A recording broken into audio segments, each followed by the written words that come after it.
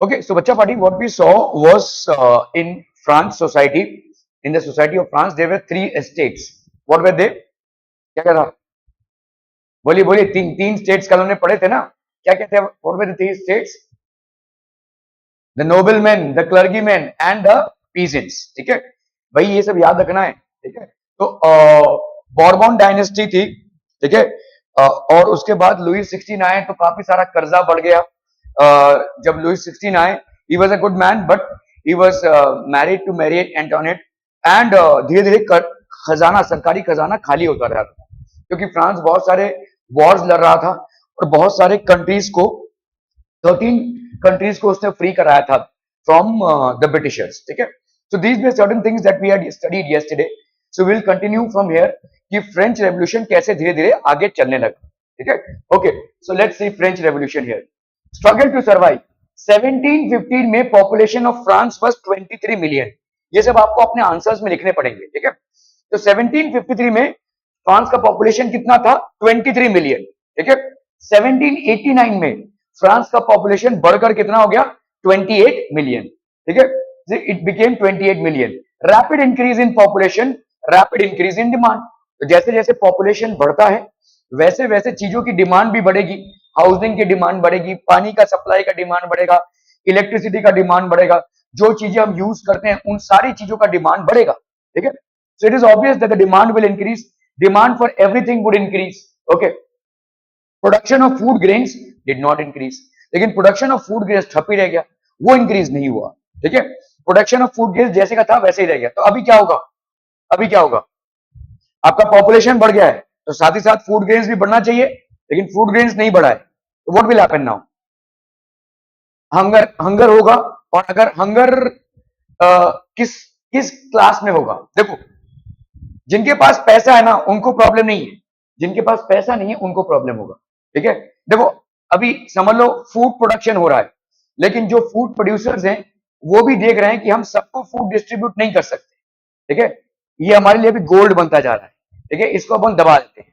Now when the demand increases in the market, we will increase its price. So only people who can afford to buy it will buy it.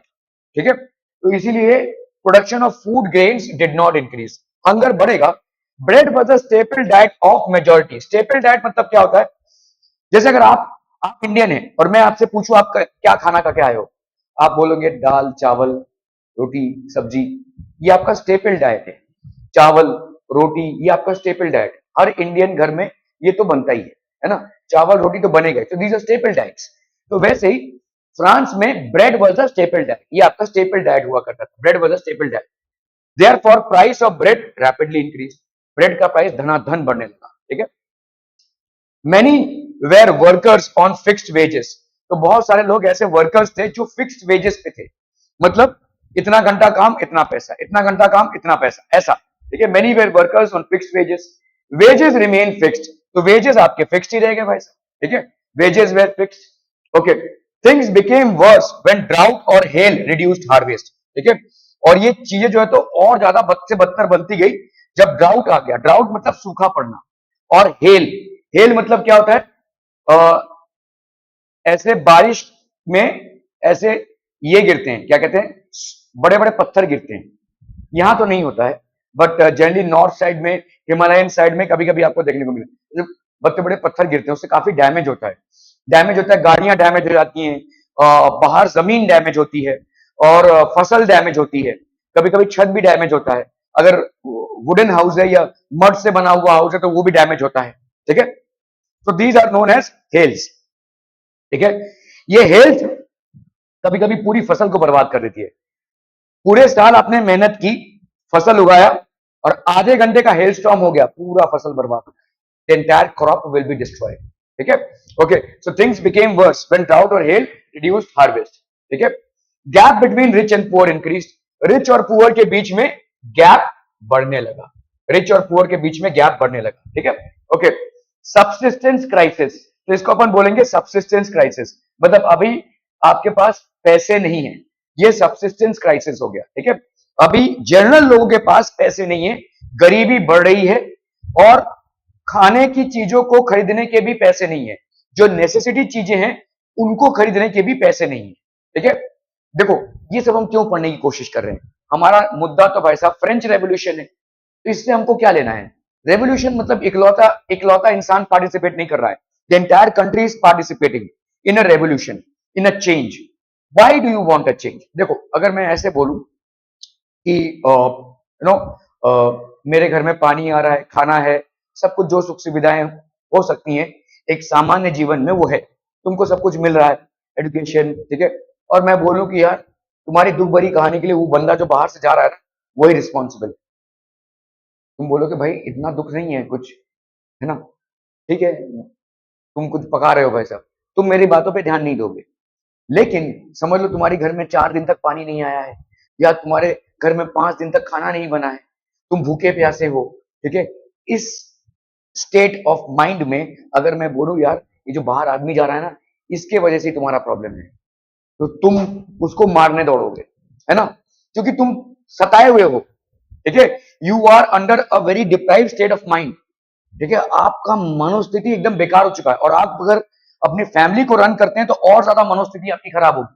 ठीक है, इससे revolution होता है। तो यहां पे इतनी गरीबी बढ़ गई थी कि इसी के चलते फ्रेंच रेवोल्यूशन हुआ, गरीबी बहुत बढ़ गई थी।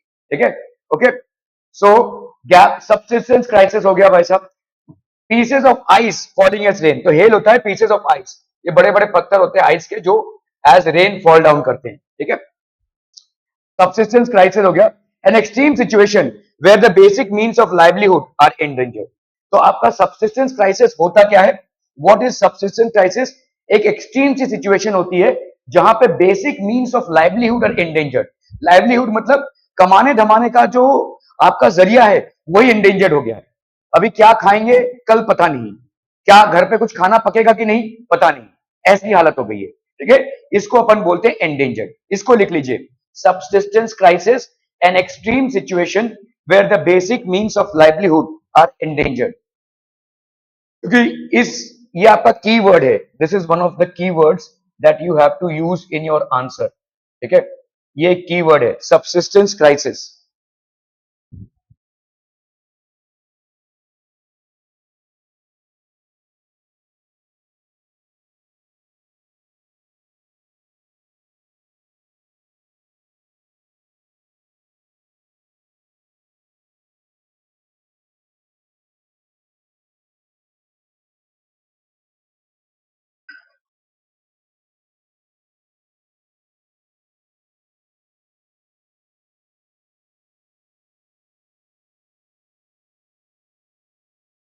So what is subsistence crisis?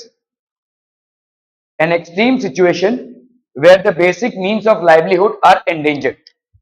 तो लिख लीजिए भाई साहब।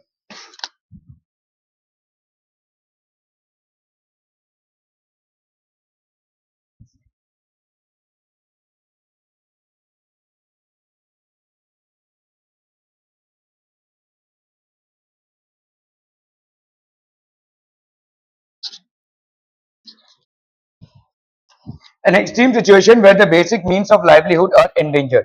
An extreme situation where the basic means of livelihood are endangered। Okay, the spider and the fly an enormous etching. ठीक है, ये आपका एक पेंटिंग है उस टाइम का बना हुआ, spider and the fly and enormous etching. A growing middle class envisages an end to privileges. ठीक है, तो मिडिल क्लास ग्रो हो रहा था, ठीक है, envisages an end to privileges. Envy मतलब क्या होता है? जेलसी। ठीक है, हमारे यहाँ पे भाई साहब मैं अपने फैमिली को खिला नहीं पा रहा हूँ, मेरे फैमिली में इलेक्ट्रिसिटी नहीं है, पानी नहीं है, ठीक है, हम भाई साहब दाने दाने को तरस रहे हैं, और उधर राजा महाराजाओं को देखो भाई साहब उनका पार्टी चल रहा है, ठीक है, उनका भाई साहब अय्याशी चल रही है, तो मुझे जलन तो होगी ना भाई। ठीक है, सो मिडिल क्लास जो ग्रो हो रहा था और ऐसे तनावपूर्ण स्थिति में था, ठीक है, दे एनविसेजेस मतलब दे वेर मतलब इनको जेलसी हो रही थी। ठीक है, जो लोग प्रिविलेजेस को एंजॉय कर रहे थे उनसे होना ही है। ठीक है, इट विल, ठीक है, okay, so peasants and workers had participated in revolts. तो अभी धीरे धीरे पीजेंट्स और वर्कर्स क्या करने लगे, जितने भी पीजेंट्स थे, गरीब किसान मजदूर थे और वर्कर्स थे, they started participating in revolts, बगावत में शरीक होने लगे। Okay, lack the means and programmes to carry out full scale measures. तो अभी देखो फुल स्केल मेजर मतलब क्या होता है कि भाई चलो तुम, फिर तुम ऐसे करते करते करते लोगों में हम जाकर स्पीचेस देंगे, लोगों को इकट्ठा करेंगे, फिर और मजबूत बनेंगे, फिर और मजबूत बनेंगे, फिर मोर्चा निकालेंगे। ऐसा नहीं हुआ, ठीक है। इतने लोग दहशत में थे या इतने लोग परेशान हो चुके थे कि they did not have full scale measures. उन्होंने सीधा रिवोल्ट करना चालू कर दिया। फुल स्केल मेजर, तुम जुड़ो हम जो, रिवोल्ट करो भाई साहब, ठीक है। बगावत पे उतर आए, सड़कों पे उतर आए, मारामारी पे उतर आए, ठीक है। हालत बहुत खराब थी। Bring a change in the social and economic order. तो ये चेंज होना ही चाहिए, वरना हम सर्वाइव ही नहीं कर पाएंगे, हमारे बच्चे सर्वाइव नहीं करेंगे, ठीक है। ऐसा चलने लगा। So against increasing taxes and good scarcity, तो ये जो टैक्सेस बढ़ रहे हैं इसके अगेंस्ट में, ठीक है, क्योंकि टैक्सेस इनको ही पे करना पड़ रहा है। एक तो हार्वेस्ट खराब, फसल नहीं हुई है, ऊपर से बड़े टैक्सेस, महंगे टैक्सेस कहां से लाएंगे किसान, और कमोडिटीज के दाम भी बढ़ रहे हैं, तो इसीलिए इंक्रीज टैक्सेस। स्केर्सिटी हो रही थी। स्केर्सिटी मतलब क्या हो रहा था भाई साहब, ठीक है। स्केर्सिटी मतलब कमी, फूड और हार्वेस्ट की कमी। तो 18th century, emergence of social groups. 18th century में क्या होने लगा, there was an emergence of social group. धीरे धीरे सोशल ग्रुप्स बढ़ने लगे। Earn their wealth through an expanding overseas trade and from the manufacture of goods. तो इन्होंने अपना वेल्थ कैसे कमाया, earn their wealth through an expanding overseas trade. धीरे धीरे लोग ओवरसीज ट्रेड करने लगे, मतलब अपने माल को सिर्फ कंट्री में ही बेचे, ऐसा नहीं, कंट्री के बाहर भी बेचने लगे, ज्यादा मुनाफा हो रहा था, ठीक है। Expanding overseas trade and from the manufacture of goods. Third state included. तो अभी थर्ड स्टेट में पहले क्या था, देखो आपने पढ़ा, इसलिए बहुत जरूरी है इन चीजों को जानना। फर्स्ट स्टेट में था भाई साहब आपका क्लर्जीमैन, सेकंड स्टेट में था आपका नोबलमैन, और थर्ड स्टेट में थे गरीब पीजेंट्स। लेकिन ये गरीब पीजेंट्स धीरे धीरे अभी डेवलप करने लगे, अभी धीरे धीरे ये प्रोफेशनल्स बनने लगे, डॉक्टर्स बनने लगे, लॉयर्स बनने लगे, ये पढ़ाई करने लगे, थोड़ा पैसा इनको आने लगा, तो अभी ये सोचने लगे चीजों को, है ना, कंपेयर करने लगे। Now they are knowledgeable people, अब इनको आप उद्दू नहीं बना सकते, ठीक है। So third state included now professions such as lawyers और एडमिनिस्ट्रेटिव ऑफिशियल्स। तो एडमिनिस्ट्रेटिव ऑफिशियल्स और लॉयर्स इसमें आ गए थे थर्ड स्टेट में। ये आपका मिडिल क्लास ग्रुप था, ठीक है। Woollen and silk textiles that were either exported और bought by the richer members of the society. तो वुलन और सिल्क टेक्सटाइल्स जो थे, ठीक है, फिर इधर एक्सपोर्टेड, इनको एक्सपोर्ट कर दिया जाता था या रिच लोग इसको खरीदते थे। तो पूरे पूरे कंट्री में जो वुलन क्लोथ्स प्रोड्यूस होते थे या टेक्सटाइल्स प्रोड्यूस होते थे सिल्क वाले, वो या तो बेच दिए जाते थे या इनको कोई रिचर मेंबर्स लोग सोसाइटी के ले लेते थे, ठीक है। तो इस तरह से धंधा चल रहा था। All of these were educated and believed that no group in the society should be privileged to birth. जैसे जैसे आपका ज्ञान बढ़ता है, वैसे वैसे आप पे हो रहे अत्याचार से आप आभास हो जाते हैं, ठीक है, आपका आभास होने लगता है। नाउ यूर, मतलब आप अगर बुद्धू राम होंगे तो आपको कौन उल्लू बनाकर जाएगा आप नहीं समझ पाएंगे, लेकिन अगर आपको ज्ञान है देन यू विल अंडरस्टैंड, अरे ये तो उल्टा बोल रहा है, अरे ये तो गलत बोल रहा है, ठीक है। So all of these were educated and believe that no group in the society should be privilege to birth. कोई भी ग्रुप जो है तो प्रिविलेज टू बर्थ नहीं होना चाहिए। Okay, John Locke, two treaties of government sought to refute the doctrine of the divine, ठीक है, absolute right of the monarch, ठीक है। तो इन्होंने क्या बोला भाई साहब, two treaties of the government sought to refute the doctrine of the divine मतलब भगवान, absolute right of the monarch. तो इन्होंने बोला कि भाई साहब मोनार्क का ही एब्सोल्यूट राइट है, मोनार्क मतलब किंग, उनका ही एब्सोल्यूट राइट है, वही ऑल पावरफुल है, ठीक है। तो जॉन लॉक मतलब कैसे इंसान थे, इन्होंने बोला कि भाई भगवान ने ही राजा को बनाया है आपके ऊपर रूल करने के लिए, तो उनको मानिए। तो ही वाज अगेंस्ट एवरीवन, ठीक है। Two trustees of the government sought to refute the doctrine of the divine absolute right of the monarch. Okay, now we have Rousseau. ये एक राइटर भी थे, थिंकर भी थे और लीडर भी थे, और इनकी राइटिंग से बहुत लोग प्रभावित थे, ठीक है। So he made sense, propose the form of government. तो इन्होंने, जॉन लॉक ने कैसा गवर्नमेंट बोला, two treatises of the government, इन्होंने बोला कि किंग को ही मान लो, सर्वोच्च है, ठीक है, और उसको ही मानकर चलो। रोज़ेयू ने बोला नहीं यार, अभी गवर्नमेंट को थोड़ा चेंज होना पड़ेगा। Propose the form of government based on social contract between people and the representatives. तो सोशल कॉन्ट्रैक्ट, ये इंपॉर्टेंट वर्ड है, इनको लोग नोट कर लीजिए। रोज़ेयू का सोशल कॉन्ट्रैक्ट, रोज़ेयू का था भाई साहब सोशल कॉन्ट्रैक्ट। तो गवर्नमेंट और लोगों के बीच में, ठीक है, गवर्नमेंट और लोगों के बीच में एक कॉन्ट्रैक्ट है, इसको अपन बोलेंगे social contract. ठीक है? So there is a social contract between government and people. What do you mean by a contract? Contract means an agreement. आप इन चीजों को पूरा करो, हम इन चीजों को पूरा करेंगे. आपकी तरफ की जिम्मेदारियां आप निभाओ, हमारी तरफ की जिम्मेदारियां हम निभाएंगे. ठीक है? तो there is an agreement that is there. ठीक है? So according to Rousseau, government one-sided absolute monarchy नहीं है. Government is basically a social contract. So there are certain social and economic responsibilities that need to be fulfilled by the government, and the same time these responsibilities need to be fulfilled by the people as well. क्या ये समझ में आ रहा है? Okay okay okay. The spirit of the laws. तो इनका क्या था? The spirit of the laws. और जॉन लॉके का क्या था? याद कीजिए, two treatises of the government. इनको लिख लीजिए. जॉन लॉके का क्या था? Two treatises of the government sought to refute the doctrine of the divine. तो जॉन लॉके भाई साहब क्या थे? sought to refute the doctrine of the divine, absolute right of the monarch. तो monarchical rule का ही absolute right है. Two trustees of the government, two trustees of the government sought to refute the doctrine of the divine, absolute right of the monarch.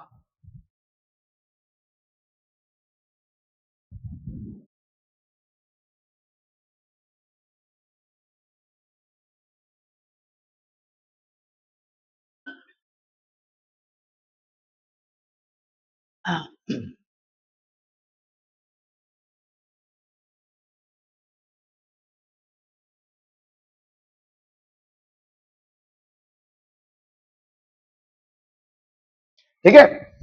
Two treatises of the government sought to refute the doctrine of the divine, absolute right of the monarch. इन्होंने क्या किया? रोज़ायू proposed a form of government that is based on social contract between people and their representatives, the spirit of the laws. ठीक है? What he proposed was the spirit of the laws. Montesquieu ये भी एक writer थे और social reformer थे. इस तरह से अलग अलग राइटर्स इमर्ज होने लगे और ये छोटे बहुत कहानियां लिखने लगे, ये छोटे चीजों को लिखने लगे जिससे लोग कनेक्ट होने लगे. आप देख रहे थे कि मिडिल क्लास अभी थोड़ा सा नॉलेजेबल होता जा रहा है, मिडिल क्लास थोड़ा सा ज्ञान प्राप्त कर रहा है और मिडिल क्लास में प्रोफेशनल्स इमर्ज हो रहे हैं जैसे डॉक्टर्स, लॉयर्स एक्सेट्रा. तो मिडिल क्लास इनकी राइटिंग्स को पढ़ने लगे. ये सब जो रोज़ेयू या मॉन्टेस्क्यू, ये जो फिलोसोफर्स आ रहे थे, मिडिल क्लास इनके राइटिंग्स को पढ़ने कर they were getting enlightened. ठीक है? So Montesquieu proposed a division or on a division of power with the government between the legislative, executive and the judiciary. आज की तारीख में जो आप डेमोक्रेसी बोलते हैं, ठीक है? डेमोक्रेसी में किस तरह के गवर्नमेंट है? गवर्नमेंट डिवाइडेड है तीन में. ठीक है? क्या क्या है आपका? थ्री पिलर्स ऑफ डेमोक्रेसी बोलते हैं हम ना, थ्री पिलर्स, तीन स्तंभ, थ्री पिलर्स ऑफ डेमोक्रेसी. तो इनके हिसाब से डेमोक्रेसी के तीन पिलर्स हैं. क्या क्या है बोलो? लेजिस्लेटिव. अब ये लेजिस्लेटिव क्या होता है? जो आपके मिनिस्टर्स वगैरह होते हैं, प्राइम मिनिस्टर, बाकी सारे मिनिस्टर्स. ठीक है? फिर क्या है आपका? जुडिशरी. जुडिशरी मतलब आपका जस्टिस सिस्टम. ठीक है? Justice system. और एग्जीक्यूटिव. एग्जीक्यूटिव मतलब कौन? एग्जीक्यूटिव मतलब वो लोग जो लेजिस्लेशन को इंप्लीमेंट करते हैं. जैसे लेजिस्लेटिव मतलब मंत्रीगण हैं, जो इन्होंने कोई नया रूल बनाया, कोई नया लॉ लाया, इसको एनफोर्स कौन करेगा? Executive, police. ठीक है? फिर जितने भी ऑफिशियल्स हैं, डिस्ट्रिक्ट मजिस्ट्रेट वगैरह, ये लोग जो भी हैं, these are basically a part of the executive. And then comes the judiciary. Judiciary मतलब आपका कोर्ट जो हो गया. ठीक है? लॉयर्स और जजेस जो हैं. So he propose a division of power within the government between the legislative, the executive and the judiciary. This model of government was put into force in the USA. और इन्होंने जो बनाया वो USA ने implement कर लिया. आज की तारीख में हमने भी इसको इंप्लीमेंट कर लिया. ठीक है? So this model of government was put into force. ये जो मॉडल इन्होंने लिखा था मॉन्टेस्क्यू ने, यूएस वालों ने इसको इंप्लीमेंट कर लिया. तो फ्रांस वाले बोल रहे हैं कि यार हम क्यों नहीं इंप्लीमेंट कर रहे? लिखा तो इसने, यूएस वालों ने इसको इंप्लीमेंट भी कर लिया और यूएस एक डेवलप्ड कंट्री भी हो गया है. हम क्यों नहीं कर रहे जो हमारे बीच ही पैदा हुआ है? ठीक है? Okay. American Constitution and its guarantee of individual rights was an important example for political thinkers in France. तो उस टाइम पे क्या हुआ? अमेरिका डेवलप हो गई एक नेशन से और उन्होंने एक गारंटी दिया सारे सिटीजन्स को, फ्रीडम ऑफ राइट्स. आपको फ्रीडम मिलता है अपने जीवन को अपने हिसाब से जीने का. ठीक है? So this guarantee of individual rights ये पूरे वर्ल्ड में फैलने लगा. ठीक है? American Constitution and its guarantee of individual rights was an important example for the political thinkers in France. ये political thinkers के लिए एक example हो गया, important example. ठीक है? Okay. And after the 13 colonies declared their independence from Britain, तो ये 13 colonies को किसने फ्री किया था? कल हमने पढ़ा था, देखो फ्रांस ने इन 13 colonies को ब्रिटेन के क्लचेस से फ्री किया था, जिसके वजह से फ्रांस का बहुत पैसा खर्चा हुआ था, सरकारी खजाना खाली हुआ था. After the 13 colonies declared their independence from Britain, the ideas of these philosophers were discussed intensively in saloons and coffee houses. तो कॉफी हाउसेस में, जहां चाय की टपरियां जिसको बोलते हैं, जहां पे लोग आकर कॉफी चाय पीते हैं, या सलून्स में जहां पे लोग जमा होते हैं. आप अगर कभी सलून में जाते हैं तो देखते हैं ना, लोग क्रिकेट की बातें कर रहे हैं या पॉलिटिक्स की बातें कर रहे हैं, ऐसे चाय. तो इन सब जगहों पे इन राइटर्स की डिस्कशंस होने लगी. इन राइटर्स ने जो लिखा है उसका डिस्कशन होने लगा. ठीक है? So the ideas of these philosophers were discussed intensively in saloons and coffee houses and spread among the people through books and newspapers. और लोगों में इसको फैलाया गया through books and newspapers. क्या ये समझ में आ रहा है? Okay okay okay. तो आज अपन इतना ही रखते हैं इसको. ठीक है?